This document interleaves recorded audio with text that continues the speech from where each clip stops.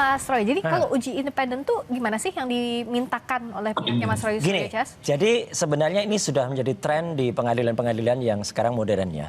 Contohnya misalnya ketika ada kasus O.J. Simpson ya di Amerika ya tahun 90-an dulu. Ketika kemudian dia men-challenge ya karena alat bukti yang ada itu atau barang bukti yang ada itu sarung tangan. Dan dalam pemeriksaan kepolisian sarung tangannya itu pasti cocok milik O.J. Simpson. Nah ternyata setelah ada uji forensik independen, suruh nyoba, lihat sarung tangannya nggak cocok. Dan ini pun dibenarkan juga ya di ruangan ini juga oleh kuasa hukum Jokowi, ya Pak Rifai. Ketika Pak Rifai waktu itu mengatakan dia punya klien yang punya kelenjar getah bening.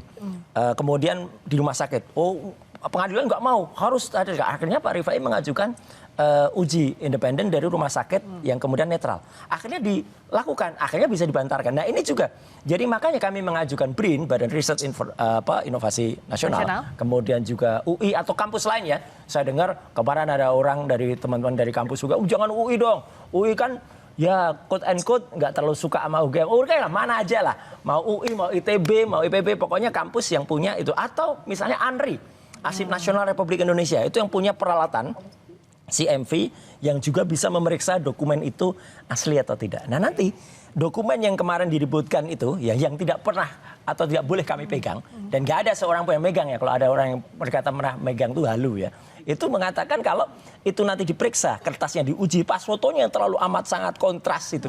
Yang dalam pengalaman saya itu nggak mungkin dari tahun 85. Itu kemudian diuji secara independen, nanti akan ketahuan itu cetakan tahun berapa. Tapi itu gitu. dikabulkan atau tidak sih? Dibolehkan atau tidak?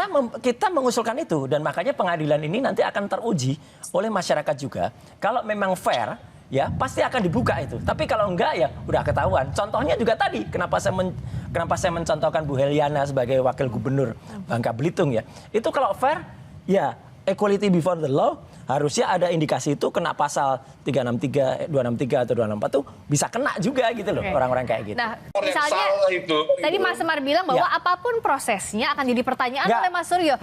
Kalau itu jujur, itu objektif, kita akan terima. Contohnya gini. Maksudnya hasil objektif itu sesuai dengan keinginan Mas Suryo atau enggak juga? Kita juga bisa nilai lah sekarang.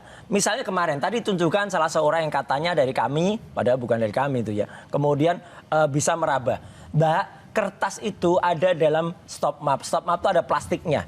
Bagaimana bisa jari itu masuk nembus? Itu mungkin David Copperfield yang bisa. Atau kalau saya sulap itu baru bisa. Jadi nggak mungkin kan meraba itu. Nah kalau yang uji independen tadi apa tolok ukurnya? Bahwa itu jujur atau tolok ukurnya dia benar-benar menggunakan parameter yang sesuai. Misalnya sekarang, kenapa kami men-challenge Lab 4? Lab 4 saja katanya mengatakan sudah melakukan identifikasi. Tapi nggak pernah bercerita mana ijazah yang diidentifikasikan. Dia diidentikan. Katanya ada 13. Nggak pernah satu pun minimal tunjukkan nomornya nomor berapa. Kita kan bisa menguji. Namanya ilmiah, Mbak, itu harus bisa di-challenge. Harus bisa diuji. Harus bisa kemudian dikomparasi lagi. Saya sudah menguji ijazah Jokowi itu dengan 1115 Pronojiwo, 1116 Hari Mulyono, 1117 Sri Mulyani. Tidak identik. Jadi kalau itu nanti misalnya ada ujinya identik misalnya. Oke, kita adu bukti. Begitu kita adu bukti dan itu disiarkan terbuka. Fair, semua boleh melihat. Nah itu nanti akan kelihatan alat ujinya nanti bisa lihat. Orang ijazah Pak Jokowi yang nggak pernah pegang kok sudah udah menyatakan kita bisa lihat dengan identik gitu loh, makanya gitu. Nah ini nggak punya pengetahuan teknis nggak bisa jawab. Susah berdebat dengan orang yang nggak ngerti teknis itu susah Mbak Friska. Pemirsa Kompas TV. Orang nggak punya pengetahuan teknis sama sekali, hanya menggunakan apa kalau Semar ya.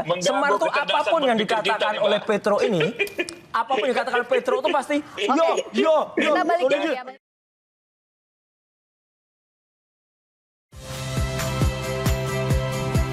Saya Cynthia Rompas.